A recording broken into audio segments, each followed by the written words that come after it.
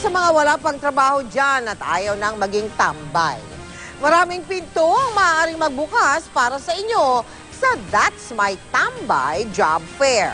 Pinangunahan niya ng Itbulaga, Dabarkads para sa ika-asenso ng ating mga kababayan mula Batanes hanggang Hulo. Nakatutok si Katat Hibayan. 95.33%. Our That's My Tambay grand winner is contestant number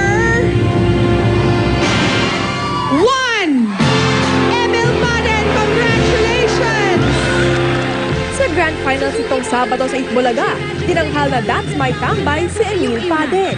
Kahit tapos na ang That's My Tambay segment ng longest running noontime show sa bansa, patuloy pa rin ang adikain nitong magkaroon ng marangal na trabaho ang mga Pilipino at mabawasan ang mga tambay sa bansa. Simula kanina umaga, isang job fair ang inorganisa kaakibat ng Association of Filipino Franchisers Incorporated o AFI.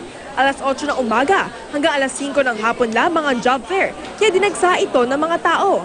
Ang ilan, galing pa ng Samar at Leyte.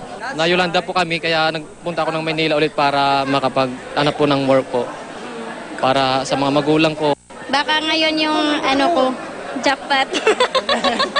Di na mga hurado ng That's My Tambay.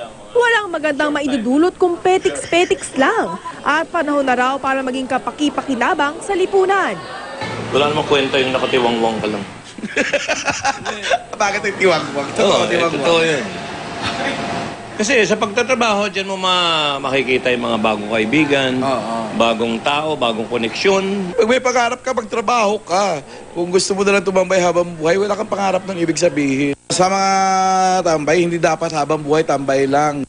Ikinatuwa naman ng Dabarkads na naging daan ng telebisyon para magkaroon ng trabaho ang marami. Sabi nila, more than 10,000 jobs yung nakahanda para sa mga...